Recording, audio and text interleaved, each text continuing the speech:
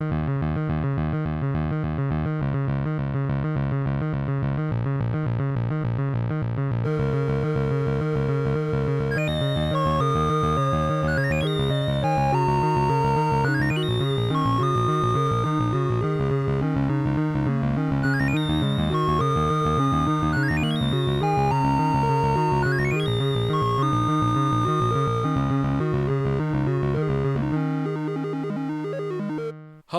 and welcome to the Large and Unnecessary First Player Token Podcast, episode 42. Well done, Chris, well done. Thanks. He's got through it this time. I got through it that time. I've always got some reason to cock up the intro. Well, as we discussed in the last episode, I just can't do it without laughing now. Because you guys just seem to enjoy my intro far too much. Aye. I think you're the right person to do it. I'm irreplaceable when it comes to the intro. Yeah. Well, that's good to know, I suppose. So yes, this week we're going to talk about some board games. Aye. Delicious board games. We've got Back a few with to talk the board about. game chat. Yeah, we certainly have. And Pawel's actually played one on his own. I played it. Now, is it a board game you've played, Pavel? It's a board game. You've It's an played actual a board board game on your own. On my own, Well, and it wasn't sad at all. This is how Pawel plays games. Pawel's very much a solitary player. Ah, right. Well, yeah. A very solitary individual. It just gives me more time, you know? Well, I think you would enjoy both of our entries today. Then I think. And that's true, actually, you might do. There's a lot of like fun individual mechanics in those. Okay, well, let's just get straight into it, because let's go. Gloomhaven update, Euan. Well, we might as well get back to, because we did in our previous board games episode 2 weeks ago. We did bring up Gloomhaven, the arrival of Gloomhaven. The pre-review review. Yeah, it was basically just we played through a scenario with a bunch of characters. We didn't keep anything from that scenario. We're starting a new one with the same players. Oh no, so one extra player, but yeah, some of us have changed characters. Yeah, I've changed character, definitely. So now we're actually getting a taste of what the full campaign mode is like, and it's been quite enjoyable so far. We've had a bit of variety. We finished the scenario that we're doing, because we didn't realise, I think, at the time when we were doing the dungeon, just the sort of like intro one, that there is a second floor to that. I don't think we played that the first We time. didn't know. We just played through the first dungeon. So we had a wee basically. go at a boss and sort of seeing how the mechanics for those work and everything like that. And we've gone on a side quest to a burning tree. Yeah, we did Burning Tree as a random side quest. Because we found a side quest in a chest in the first dungeon that we did. I'm assuming it was supposed to be a map. But there's a random side quest, so you draw a random card and then you stick the sticker on the board. That's the delicious part of this game, putting the stickers on. Well, that's the thing. I mean, we picked up a couple of, maybe about three or four chests by now. Yeah. And they've all had different stuff in them. They've not all revealed different things. So it's not entirely predictable in what it's going to hit you with. And we've been trying out new. Well, I stuck with the Tinkerer because I've been enjoying the Tinkerer. You do, and you're still enjoying the Tinkerer. Still enjoying the a bit Tinkerer. too much, I think. I'm enjoying it more with each scenario. In fact, like lobbing bombs about the place and doing weird things. The flamethrower and the net thing. That's when you start giggling like a schoolgirl. It's like, they're in position on the rare occasions that I can actually get stuff into the kind of firing arcs that I'm required. I've switched to the Spellweaver, who's pretty much just the major wizard of the game, but it's definitely a much more interesting character to play. You've got to really be careful with your cards with this guy. Girl, even. This is a female. Lady. This is a female. It's a lady. And we've also... Sorry, no. Yeah, I was going to mention, we brought in Crag Hart. Yeah, brought Crag Hart in. And who's insane. Yeah. We'll maybe talk about his class a bit after, because that's something to unpack a wee bit. Oh yeah. And the scoundrel as well, which is a wee bit more of a sort of feels a bit more straightforward as a rogue sort of thing. Like yours does have the feel of a sorcerer or a mage or whatever in those sort of games. But there are little peculiarities to them, and it's a lot kind of down to the way that the system works. I mean, we did describe it in the previous episode, but essentially it just comes down to you play two cards with each will have an initiative rating on them and a top and a bottom action you can take on each card, and you choose what your initiative is going to be and what your two actions, one from the top of one card, one from the bottom of another, and these your hand of cards sort of affects your health as you're going on. So I'm in quite a good position, although I do keep raking through cards and somehow killing myself in scenarios where once you've exhausted all your cards, you're basically you're exhausted from the game. Aye, but you do get to rest. So we talked the game. It's about we talked about it in the previous episode, but we're not going to go too heavy into it. But basically, some cards you discard and some cards you lose. Yeah. And if you lose cards, you can't pick them up again when you rest. When you rest, you pick up your discarded cards, but you always lose one of them. And it depends on whether you take a short rest or a long rest. Short rest is a random card. Long rest, you get to pick which card it is, but you don't get to do anything for a turn. I mean, this is mainly just to set the scene for sort of going on about the mage, because the mage does have an odd... Yeah. The Spellweaver. The I'll get this Spellweaver. right. Madam Spellweaver has only 8 cards in her hand. Yeah. And which is a really tiny amount compared to like the fact that I think the Cragheart's got, is it 11 or 12? My character is 12. I think Cragheart is 12 as well. The Scoundrel's got 9, so the Scoundrel's pretty low as well. But the Spellweaver's got 8, and that feels like, you've constantly having to rest with the Spellweaver quite a lot. Yeah. But you're right, the Spellweaver has this weird card from the get-go, from basically level 1, where she can basically pick up all her lost cards into her hand. Yeah. Which is weird, because then it does make you it gives you a sort of feel for that sort of mage wizard class, I think, because you expect them to be powerful for a sort of period of time and then just kind of stop. Yeah. And that's kind of what happens. It's like they get, like, basically because I get to pick up all my lost cards, I can basically use all my really powerful cards twice. Well, that's the thing, like, because I have a lot of like quite powerful attacks, but then once they're gone, they're gone. I have to be quite careful about using them. I mean, that's the thing. I keep commenting about just finding that Spellweaver is like, and it's not a detriment to the character. But it's the most sort of feels like it plays conventionally how you would maybe expect it to do. And I've been riding the wind every there is time. that other. There is another thing. There's a card called Ride the Wind in the game, which basically most of the move cards in the game are like move 3 spaces, move 4 spaces, and maybe you get to do something else or something. But Ride the Wind, the mage pumps up the air magic and then moves 8 spaces across the board. Just flies over everybody's head. You can head. fly over obstacles and everything. You just punt across the place, and I've just been using it to great effect. It's a wonderful just move. Battering behind people and then burn them to death. Yeah. It's really satisfying when you can get that right. Well, so I think we're starting to now see how our party can work together, because it's a case of basically you don't know how these classes are going to come, and you kind of have to. I would argue against that, all right, because we are not working together. Like, the vast majority of the time, there are certain people in this party that think that loot is more important than killing monsters.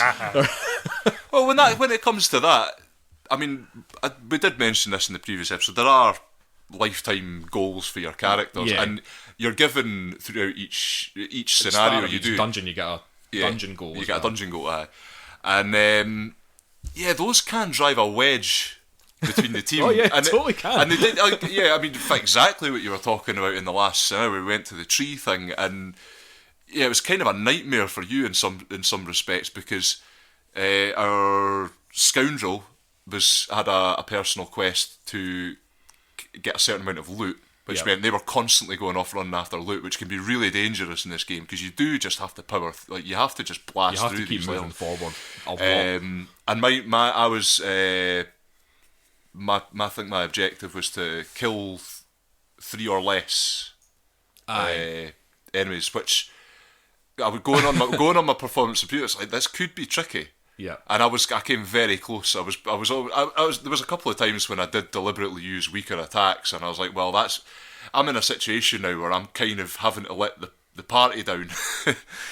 You were running about picking up loot. James was running about picking up loot, because you were doing it because you had nothing better to do, basically, because you wanted to do your personal if goal. I needed to move forward, But one of the other problems I had was the fact that I was killing a lot of things, alright, but because I was killing things, people were then running around picking up the loot off the monsters that I'd killed, because I then had to like stop and rest or something like that. Well, that's the thing. I mean, you and Dave tended to have the slower characters, Jesus. So it does kind of leave you in that situation where, because you are driving forward, and it wasn't like I was going out of my way at any point to get any loot. I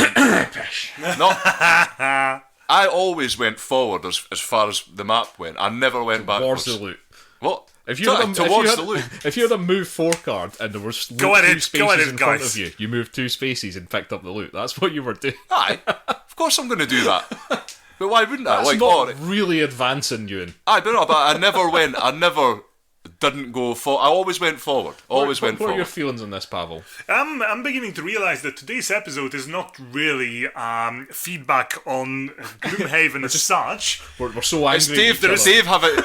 I'm noticing grievances that are being discussed here. And you know what? No, all right, Euan. I'm going to go and get popcorn. Let's agree. You just said something there. Let's agree. It's Dave's fault. Oh, Dave definitely didn't pick up any loot, so it's clearly his fault. No, you still picked up more than I did. Alright. So you're basically bitter that you didn't get any loot. I'm not really bitter about it. Ah, you are bitter. You're a bit bitter. You're a bit bitter. I was a bit annoying when I'm killing everything and everybody else is just taking the spoils. But yeah, that's the thing. Plus, I was tanking. Oh, you were tanking. I'm a mage, for fuck's sake. Well, this is the other thing. Like, certain roles in it do get mixed up, but that's what I'm saying about in terms of like, I'm starting to see where maybe certain things work together well. And I'm certainly taking a lot less damage off Dave's sort of area of attack. Let's talk about the Cragheart then, because we hadn't used the Cragheart when we first played the game, so we hadn't talked about it in the last episode. But the Cragheart is a nutter, so the Cragheart does quite a bit of damage to people. Yeah. All right. The problem is that the Cragheart also does quite a bit of damage to his allies. All right. A lot of his cards are all just like, if he ends his turn next to you, you take X amount of damage, depending on what it is he's doing. And there's things that the Cragheart does, because he's basically like a big rock golem thing, isn't he? He's basically just like a rock. It's like a half tree, half rock. Yeah. He does a lot of nature stuff. Yeah. Like, when it comes to the magic thing, a lot of his abilities pump up the nature magic. They just seem to use some kind of elemental. Yeah, force. But he pulled a weird stunt the other day there where he basically tunnelled under the ground and then popped up next to an enemy. Just like punched it. It was bizarre. But the Cragheart's just a total liability. And what we're learning is just stay the hell away from him if you can, because he's just running about the place going insane and damaging everybody around him, regardless of who it is. Right, I'm sorry. I'm just going to say, Gloomhaven aside, I think what we're having here is a prime example of how not to play cooperative games.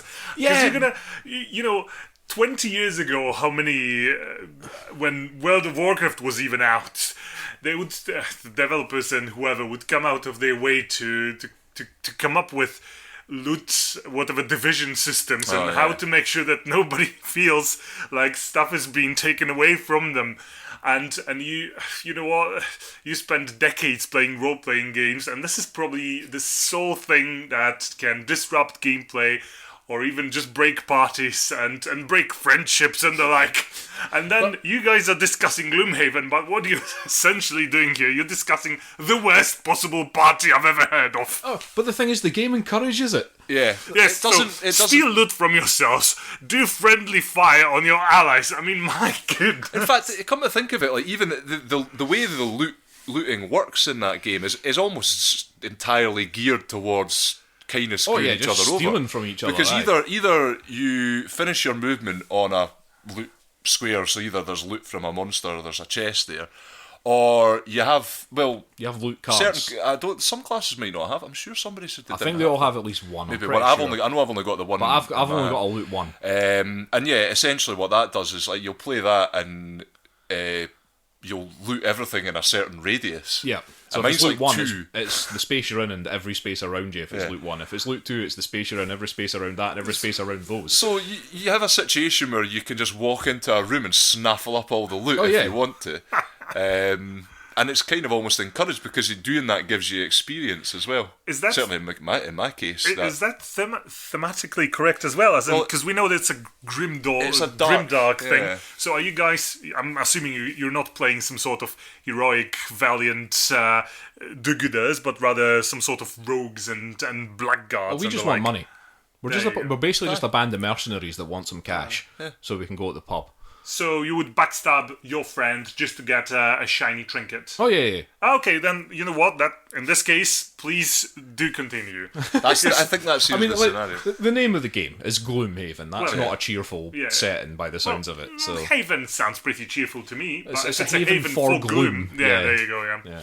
I think it's an interesting way of sort of dispensing with like character alignment and stuff like that, where it gives you a bit of flavour for your character, but you don't need to necessarily be, because they're more they're obviously not human. Some of them are human, but like just a scoundrel. They feel like people rather than like, oh, this one's good, this one, but this is, because it's simple things like, I mean, the individual objectives and like the lifetime objectives, they're kind of like just sort of, this character has something that they want to achieve, and being in this party is going to help them do that. Basically, it's it's just, there are a lot of nice little things like that in this game that tie all these wee things together. Because you're right. I mean, I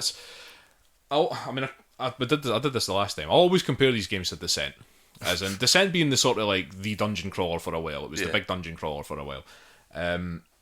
But in Descent, it really did feel like you were just kind of moving through, punching a monster and keeping on going, and you had all the time in the world to do it, and and there was loot and stuff like that. But I mean, in sort of Gloomhaven, it does feel more like you've got a character that has its own abilities, and only that character has these abilities, kind of thing, and it has its own feel to it. And like I was getting pictures in my head, especially when like Dave was doing a lot of stuff with the Cragheart. Like, it just this mad rock going, just totally just going mental and just swinging wildly while this, like tearing the ground up and stuff, I think, like... Yeah, the Orchid Spellweaver and the Human Scoundrel are just trying to get the hell out of the way of him and stuff like that. And it does conjure up these nice little images in your head. I mean, there's a lot of flavour in this box. And I'm really enjoying it for that. Well, it's a rich kind of lore with its own... Like, these the sort of various races he's come up with do kind of feel quite unique. Yeah. That the Quattril, whatever that tinker thing is. I was reading a bit of the backstory of them, and they almost seem like a sort of an alien race. They're interested in sort of research and stuff like that. That's why he basically makes all these little contraptions and stuff like that. So there is sort of a basis for everything. Well, I'm just going to say, having seen the aftermath of your last session and the way you guys have, in a very lovely and charming way, were quite ready to tear the hearts out of each other's chests, I think you're playing this game right. Thanks. Well, we like to allow the game to push us into whatever theme it's play selfish rogues, then I think this is what this game is bringing out in each of you. I mean, a selfish rogue, but Jesus Christ, that scoundrel can hit fucking hard when she... Well, that's the other thing. I mean, that does, like, there was a couple of moments I was like, that's some classic rogue manoeuvres there, basically going invisible, getting behind something, and just doing a shitload of damage in one go. There was a potential at one point, I think if James had managed to draw a crit card for his scoundrel, just because of the way that he'd set the move up, and because like he had somebody basically flanking and all this sort of thing, there was potential for him to cause something like 32 damage to one person, considering that I think a lot of the monsters that we were fighting off somewhere between 5 and 7 health or something like that. That's a silly amount of damage at this point. But we're getting into Gloomhaven now, and we've done 3 dungeons, and already a couple of us have leveled up. I haven't yet. I've not leveled. I'm like a ball I'm a ball here off it as well. The standard Scottish measurement of a ball here. Yeah. We're a ball here away from leveling up, but a couple of us have leveled up, so that's probably going to start increasing the hardness of the dungeons for us, because we do this whole average party level thing. So we could just like pop the monsters up to the next level, and it's quite cool because the scope's there for that. I mean, the monsters can go from level 0 to level 8, I think 7 or 8. So there's a lot of scope there for scaling the game as well. Yeah, it's certainly so far. I mean, at the lowest level, they're just about the right amount of challenging. Yeah, I think the way they work. That's been certainly. This is just a mystery to me about how he's managed to playtest this game, because it feels like the scaling's right at this level so far. It'll be interesting to see how the scaling goes once we get up to the higher levels, because I don't know, like maybe it starts falling down there. But I mean, I'm that's just I'm not making an assumption or anything or saying that's going to happen. For all we know, and you've said it's he's perfect. Produced it very fast. You didn't spend a lot of time on it. That's the thing. See, I just don't know. It's really difficult to tell how much time he spent on this. I mean, has he been working on this for years? It's really, really hard to know. I just know that burner while he was doing Forge War or something. Yeah, possibly. He's maybe had it going for years while he was designing other stuff. But I just know that the Kickstarter, like I say, it took 1.5 years to turn around and get the box in my hands, and I was amazed by it. But yeah, Gloomhaven is It's one of the best dungeon crawlers I've ever played so far. I'm still really enjoying it. I look forward to the sessions because I'm hoping we keep this weekly thing going because it's. I think as long as we can just keep at it, keep that momentum going. And Pavel, I'm really sad that you're not joining us. You'd have got well into this. I'm sure I'd enjoy it, although I'd probably try at least to be a bit of a glue in the group because I tend to like to do things like this. My heart bleeds when I have to backstab someone. But I think this game you would probably feel encouraged to do it. You wouldn't feel as guilty once you see how much loot Euan steals it all the time. I get all the loot.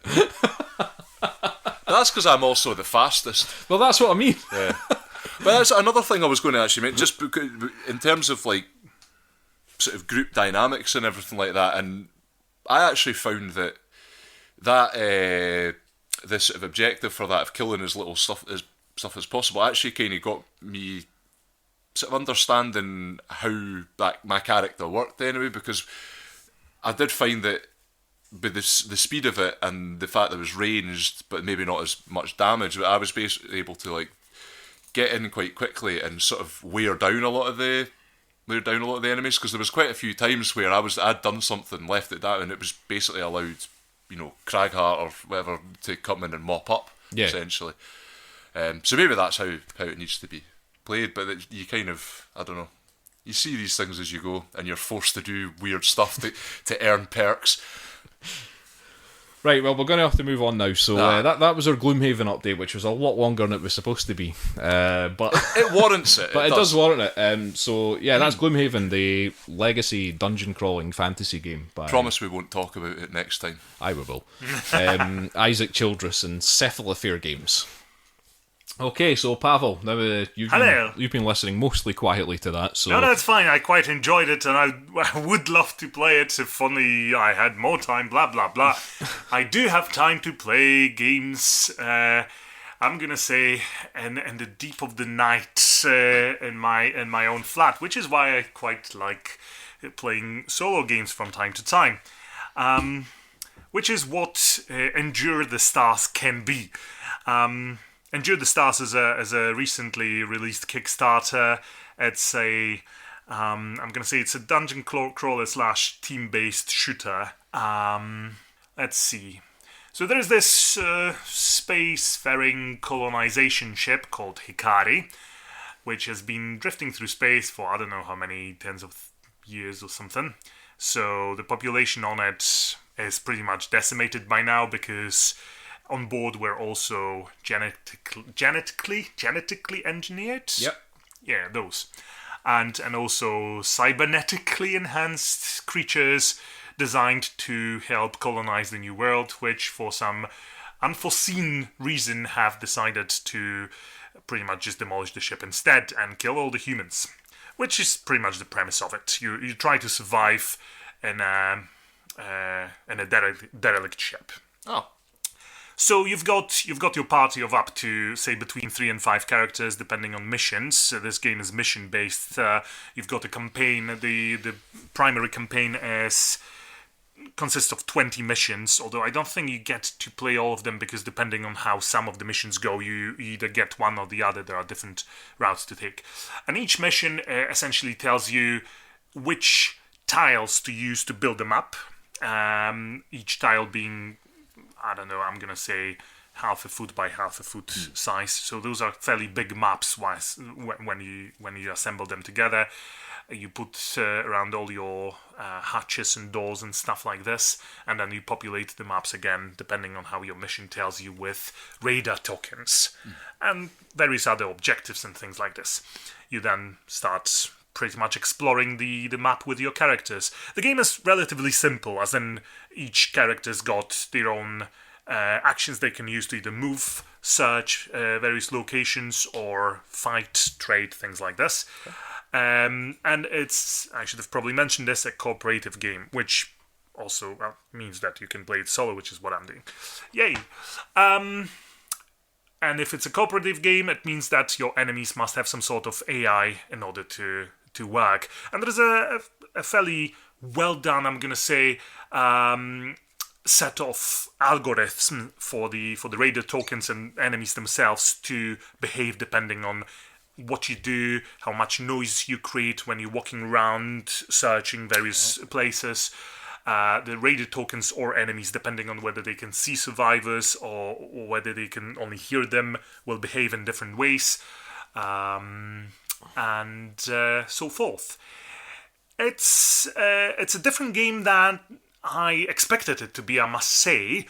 The search part of it I thought would be much more elaborate, whereas nowadays I feel like, essentially because you're playing a campaign, and in between missions your characters go back to the refuge where they have a couple of turns during which they can attempt to heal themselves, re-equip maybe, and things like this, and then they depart for another mission.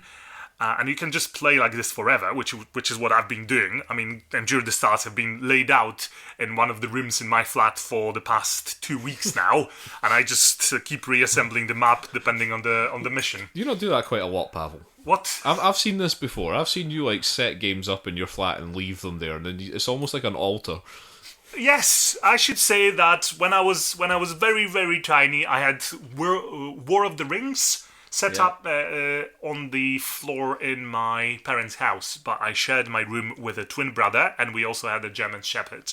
So every single day, somebody would tread on all these tokens with orcs and hobbits and the like. So that was frustrating. And nowadays, it is in fact an altar. But you know what? It's brilliant. Anyway, I'm sorry. I go don't ahead. want to interrupt you, but I'm just looking at a couple of pictures of Endure the Stars, and the first impression I got of it was Space Hulk. Which is what it is. I thought that this would be more of a let's creep around, be very quiet, try to do things sneakily. You know what? I end up just shooting at everything. It's a proper shooter when you get swarms of enemies running at you or spawning right next to you, and you have to really get rid of them quite fast. It's not just health that you're protecting, which is actually a better... There's a few tweaks to the gameplay which actually make it much more interesting than it could have been otherwise. Apart from health, your character has resolve, because they're not professional soldiers, or most of them are not. They're survivors trying to, survive on a direct spaceship. So their resolve goes down as well as health. Every single time they see a new enemy, they have to test their resolve. Every time something, some sort of crisis ensures, they just have to constantly, essentially, roll dice. And even though they might just start their mission with fairly high resolve, which also means that all your resolve tests are quite easy to pass. As your resolve keeps going down, it's much easier to actually roll a fail, and your resolve keeps going down. So it just speeds up, and as soon as it reaches 0, then every other resolve test takes your health away, which creates a very interesting, I'm going to say, rhythm to the game, because you start up, especially if you're nicely equipped, you start up fairly confident and well prepared for whatever this game throws at you. But if you linger too long, if you're maybe a little bit too confident or make too many mistakes, the game can become quite surprising and punish you for it. So that's pretty cool. I feel that the game might just be too easy if you play single scenarios. There's always a set number of raided tokens, which when you have a line of sight between your character, any character, and a raided token, you flip that raider token and flip an appropriate number of monsters of whatever kind. That might just be too easy if you don't have to worry about the end result. Whereas if you're playing a campaign, you might just survive, but your characters will be mental and barely alive with just a couple of health points left. You only have like 6 turns to actually attempt to heal yourself before you embark on another mission. So that's a very nice concept added to the game. It sounds like it should be played campaign, like that was the way it was designed. It feels like it. People that have attempted playing single scenarios did comment that they have to sort of rank up the difficulty in order to make it challenging. I've not had any of my characters die on me yet, so it does still feel fairly easy-ish, I would say. But again, it can be much faster than you'd expect. It's not a crawler. The game tends to change fairly fast. You think you know what's going on the map. All these radar tokens are moving wherever the directional dice tells them, and suddenly you make noise in the wrong place, and everything starts rushing towards you. And it's pretty cool, yeah. So I must say I'm really enjoying it, and especially this sort of the campaign aspect of it, where you stuck with your characters for 20 missions and more, because there is a mission generator as well. People can upload their own missions on the net, which is already starting. So that's brilliant. And this is actually the first Kickstarter done by Grimlord. They already are coming up with another. I think there is an active Kickstarter by them now. So well done. And some really pretty miniatures as well to add to it. So that's always a bonus. Cool. There's a weird thing just went into my head there, because you're talking about like the making noise aspect of it and stuff like that. Every weapon, is that like similar to the sort of thing that happens in Dead of Winter, where like. Well, not necessarily. It's all about the algorithm of what the monsters do, because this is a pretty cramped space. You do have some corridors which give you a long line of sight, but obviously you don't really want to spend too much time there, because anything that stumbles upon that corridor will see you instantly and will start rushing towards you. So you creep through various rooms.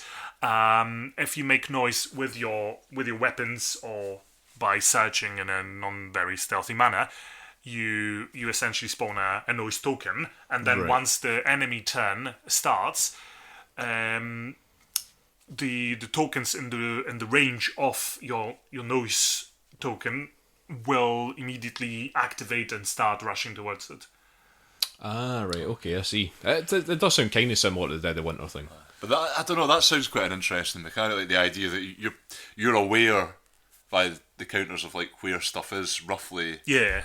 So you're kind of like, you're almost building up the threat as you go, sort of like, all right. And you think you control it, but then you draw a whatever event card, and suddenly there is a group of enemies spawning pretty much next to you, and everything changes suddenly. So it can be really good fun. There is a number of survivors you can choose from. Each of them have quite distinctive abilities, and most of them actually give proper flavor to them. As in, if you've got a marine character, you actually feel that they're really good at combat, whereas sneaky characters or a medic. To be fair, I don't think you can actually survive the whole campaign without the medic with you. Things like this, but in any case, well done so far, I must say. Okay. Always have a healer. Always have a healer. Your captain can also help you heal your resolve, which is a good thing as well, because as I said, in this game, resolve motivation is man. Yeah, exactly. Yes. So I've not finished the campaign yet, because every mission is different. Sometimes doors need to be unlocked. Sometimes artificial gravity fails, and you have different movement rules and things like this. Plenty of stuff to do, and there's 3 different sets of enemies as well. So there's variety. I think this Kickstarter went well, because I don't think this game would have worked the way it works without all the stretch goals. But, you've got your resolve going down, and you've got your 3 resolve cards. Whenever your resolve hits a certain level, you pick up one of your secret resolve cards and read what exactly has affected your surviving. It could be just about anything. You drop a weapon, you start shooting around you. All of these poor people on board of the spaceship are pretty much just wrecks. I like the idea that it's going down the kind of the Arkham style board games of just like, get yourself prepared as possible, but you're going to be wrecked very, very soon. It's not a case of like crawling and leveling up and getting better. Yeah. You're just like, all of this stuff is going to happen to you at once, and it's just going to pick bits off of your soul. See, you feel, and this is the moment when I felt, this game is actually really well done. At first, I thought it's quite easy. I can just shoot about at anything that rushes at me. I really don't get much damage, because I'm like all the characters are well kitted. But you know what? their resolve keeps going down because there's so much stuff going around them. And before I knew it, the Marine had resolved to almost zero, twitching hands, shooting around her, not being able to run fast and things like this. And suddenly, she wasn't at the forefront of protecting others. I had to actually hide her behind other survivors. I'm quite impressed with the game, and I'm looking forward to the future missions. And I think those tiles will be on my floor for a number of weeks still. Cool. Just out of curiosity, is just because you'll probably be fairly familiar with the Kickstarter, was there any influence from the film Pandorum? Every single time I play it, You think my of that thoughts film? are of Pandorum. Okay. I mean, it's not like the most. It's not the most unique idea in the world, but it's well executed. It's well executed, and the atmosphere is quite similar. As soon as you started similar. talking about the kind of the setup for it, it's like, oh yeah, that's really reminiscent. Absolutely. Oh well.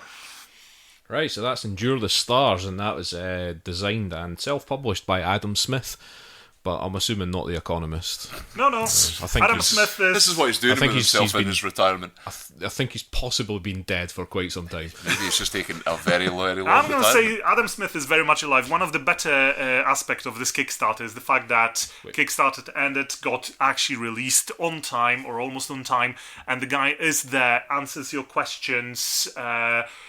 Always a sign of a good Kickstarter. Reacts if there is a problem with shipment, things like this. So well done, Adam Smith. And Good Village lad. Attack, which is another cooperative game, which is going to be pretty much various monsters in a castle defense sort of style of cooperative game. That's a currently active Kickstarter. Excellent. Just plugged it in. Okay, so thank you, Adam Smith, for your game. Hopefully we'll get a chance to play it sometime. Aye, I'll Pavel, bring it over, round. definitely. Bring it round. Let's have a go. Sounds fun. But your table is too Or small sounds for some missions. grueling, but My table? Yes. Oh, I do have another table. Okay. There's more tables where that table came from. heard you like I tables. take gaming seriously. Oof. Right, okay, so let's move on. So we've got one other thing to talk about. So we've got a game that is now 5 years old, believe it or not. This game. Somehow I had it in my head as being older than that. I don't know why. But Well, it's 5 years old now. So this is everybody's favourite game about the Mayan calendar. This is Tzolk'in. So I will spell that for you. That's TZOLK''IN. did you look up the pronunciation? Pavel did. I did on YouTube, yeah. Right, And I think I'm getting it right there. Tzolk'in. Tzolk'in. Tzolk'in. I suppose that's why the head's the apostrophe. I Yeah, don't think you're getting it right. I don't care. Right. He's Scottish, it's fine. That's Yeah, we struggle with this sort of stuff. we struggle with words. So I've had this game for a while, and I picked up the expansion last year, I think, but I think this is the first time we actually had a chance to even play it. So yeah, first time we've played Tzolk'in with the expansion Tribes and Prophecies. Now this is a weird game, but it's a worker placement game with a difference, because this game, when you set this game up, it's got big cogs on the board, so actual moving parts, big plastic pieces as well. And they're really pretty as well. And they've Yeah. got big cogs. and so you've got one big central cog and 5 smaller cogs around that, so that when you turn the big central cog, all the other cogs will move as well. So it's a gimmick, let's face it. It is a gimmick, but it does serve a purpose. Oh yeah, it works well. Because this is a worker placement game where you're basically putting your workers on the cogs, and every round, at the end of every round, you'll be moving the big central cog down one space, and then all the other cogs will move, so your workers will move around these cogs. And it's this, I have to say, actually, before we go into this is like one of my favourite worker placement games. Oh yeah, I have to say, like, you can't beat that for a fun mechanic to actually make it interesting. it does make it interesting. It makes it fun because you find that amusing, just your little workers just going around with these little cogs, just like. And it's like this game doesn't. It has all the classic like worker placement Euro games sort of elements, but just sort of filtered through this really strange mechanic. Like, And when you strip the game down, all it essentially is you're placing workers on these cogs and then taking them off again. And that's it. Yeah. That's all you're doing.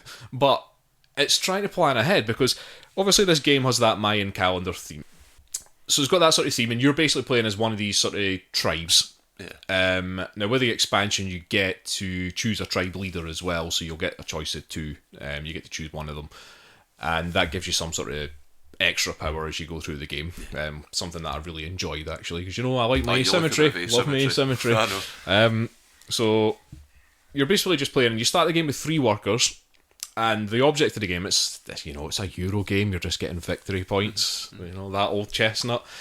But all the different cogs have different actions associated with them. So what you're basically doing is when it's your turn, you can either place your workers on the cogs or you can take your workers off the cogs. As many as you want. Okay? The more workers you place on a cog, the more food it's going to cost you. Yeah. So again, this is a Euro game which has a feed your people mechanic. Classic feed your people mechanic. Kind of fallen out of favour of that mechanic these days, actually. It's quite integral to this game. But it's quite important in this game. Because you really do have to watch your food, and it does have an impact on how many workers you can place. Because the more workers you're placing around, the more food it costs you, and it goes up in quite big increments as you get towards placing 6 workers. But yeah, like I say, you start the game with 3, put your workers on the cogs. Once everybody's taken an action, you spin the cog 1 space, and then we go back around the table again, everybody takes an action. Now, the different actions you can take will involve things like you will get wood, or you'll get food that's corn, isn't it? Well, the 5 cogs kind of... they've all got their different themes. Temples or whatever, and each one kind of has a different... Yeah. But let's not confuse the temples, because there are temples in the game, but that's a different thing. So the cogs, they represent, they've got like Uxmal and some of the classic Mayan sort of things that we can't pronounce. But one of the cogs is like mostly you'll get food or wood from that cog, and another cog will give you various resources, including things like crystal skulls and stone and gold.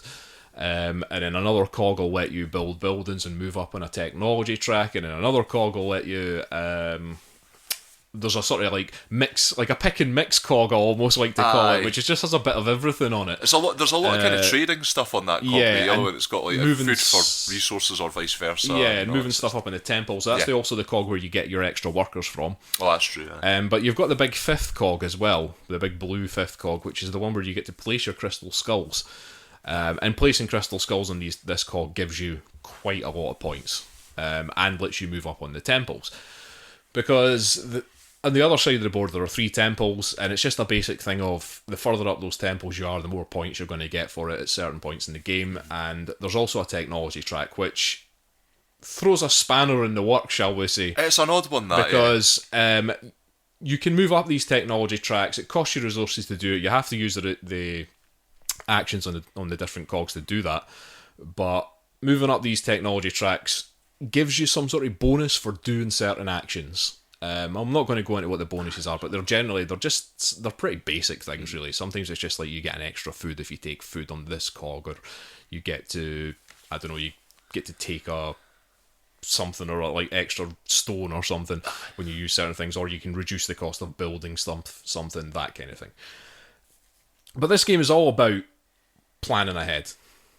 It's all about, because you can't skip your turn. You have to either place workers or take workers off the cog. So if you've only got 3 workers and they're all on the cogs when it comes to your turn, you're going to have to take at least one of them off.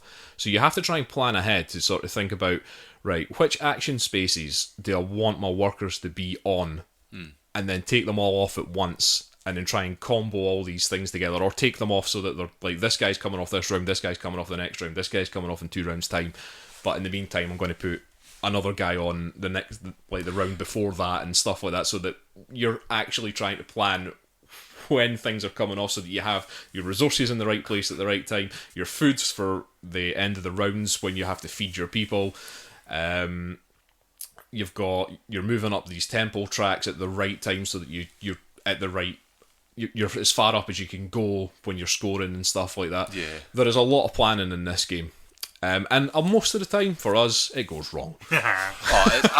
Nothing I've ever attempted to do in this game has ever gone the way. Yeah, you generally find yourself having to compromise in quite a lot of instances. Like, you're just like, oh well, I'm just going to have to take this space, or you're going to have to, if you want to, because if you take a lower action on one of the wheels, you have to pay food for that. Yeah. So that becomes a big sort of constraint where you're like, well, if I miss this thing, I'm stuffed, basically.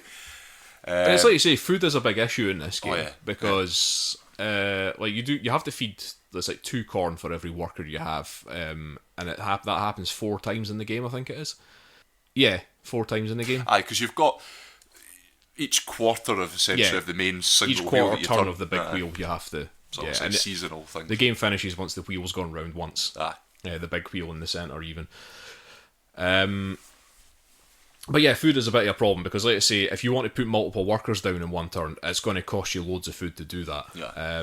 Now, the Tribes and Prophecies expansion, like the leader that I had in that, that sort of like reduced the cost of placing multiple workers, and that really, really helped me because my food problem was pretty much not as much an issue for me because I could put loads of workers down and not worry too much about it. And still have loads of food left to actually feed my guys at the end of the round, and I built loads of farms. So, you had all the farms going. You got to a point where you didn't actually need food. Yeah, I didn't actually need food anymore, which is a really comfortable place to be in these feed your people type games when you don't actually need to feed them anymore. If you can do that, if you can pull that off, it's. Is that a political advice? Political advice, yeah. Build lots of farms and keep your people happy. Keep your people fed. Yeah, circuses. A fed worker is a happy worker, I believe. Yes. Yep. Right. As Pawel has attested to when he came in here and ate all my chocolate biscuits. I've left one. And the performance he's put on tonight has been nothing short of stellar. Yeah. It's all the chocolate. He's very relaxed. Look at him. He's chuffed. just strap a thing of digestives onto his face like a nose bag. And it always works. Let him have at it. The thing about Tzolk'in, it's a very visual game. Yeah. So it's really difficult for us to describe in words like how this game works and how the cogs are moving and stuff. You really have to see this with your own eyes. Like I say, it's one of my favourite worker placement games because it has a difference to it. You place your workers, but they don't stay there. They will move, and it's up to you when you want to actually take them off. So most worker placement games, you place your guys down in an action space or something, and you do that action. In this game, you place your guys down in an action space, and then you wait.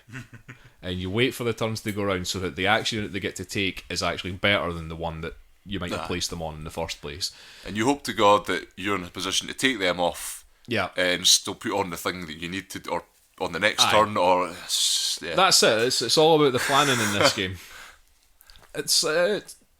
There were points in this game where I was all like trying to think 3, 4, 5 turns ahead to think about, right, if I take that guy off there, I'll have this guy on this one and that guy on that. But the thing, it does help you visualise it, having those wheels. Oh yeah, it does. You're more attuned to how to play that. And the other thing you say about the visual element of it as well is that, because this can be an issue with Euro games, is reference images and things like that, like how everything... This is one of the games that I find easiest just to look at and understand what they're trying to tell you through these pictograms or whatever. And it is, you're right, it is like little pictograms. And there's a lot of them, and there's a lot of different ones. But once you actually learn the rules of the game and you start playing it, you actually just get a proper feel for what they all mean. Yeah. Like, without anybody even really needing to tell you, you can just sit there and go, oh, right, so that means I can move up in that temple. Or that means that I can move up this many spaces in that technology track, or something like that. It is actually fairly straightforward, because it looks a bit overwhelming at first. I mean, the board's really colourful. There's a lot of like nice art and stuff on it, but then it looks like there's a lot going on. But when you actually just like sit and just spend a couple of minutes just looking at it, you go, oh no, wait, this does make a lot of sense. It's a lot simpler than it probably looks. Yeah. So, what are your feelings on Tzolk'in? I really enjoyed it, and I particularly liked the Tribes and Prophecies expansion. I thought it brought a lot to the game. It's one of those classic expansions that is, it's not a reworking event. It's just like adds a couple of little elements that just completely... That's it. It doesn't actually add a lot to it. No, it adds a 5th player if you want to play it with 5 people. But it adds the Tribes thing, which is basically the asymmetric player powers. But it also adds the Prophecies thing, which we haven't mentioned yet, which basically means that for 3/4 of the game there's different prophecies going on, and it makes it harder for you to do certain things. So it might make it harder for you to, say, like, get wood or something like that.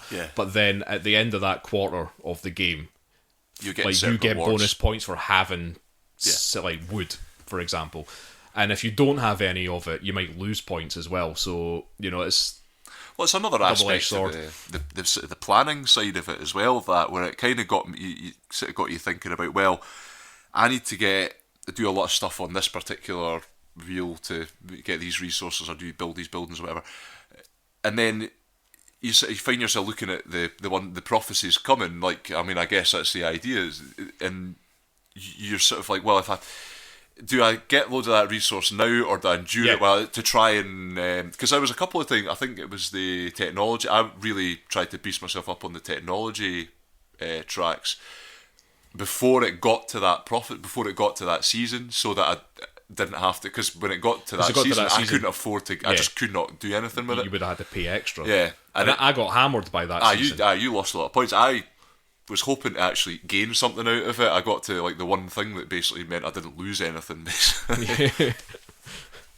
The thing about technology tracks is that quite a lot of times when I've played Zokin, I found that they're not really that worth it. If you can move up a technology track for free, for example, and it's not like going out of your way, then I would. But well, the thing was, I was doing a lot of using the buildings to do that. Yeah, because I just didn't have the resources, and I was like, yeah, some of the buildings let you move up for in free. terms of resources. What you buy in the buildings will let you move something up without paying quite as much as the resource you might do if you have to go through the whole rigmarole of putting your guy on the cog to get to the upgrade slot to then take it off to then have to pay whatever. It's actually probably the better way to do it, in my opinion. Well, but then again, I lost quite heavily in that game, so maybe my advice should be taken with a pinch of salt. I think because I won that game, and I think it was mainly because my food worries were gone. Mm-hmm. Like, quite early in the game, I didn't really have to worry about food, because I'd built 2 farms within the first, you did that 3 or 4 rounds of the game. You just kept topping them up every time they appeared. And when the mega farm came out in this second half of the game, I was straight on top of that. Yeah. So I just had 5 workers that didn't need to be fed. It was excellent. And I had that power that let me place guys for less food, so yeah.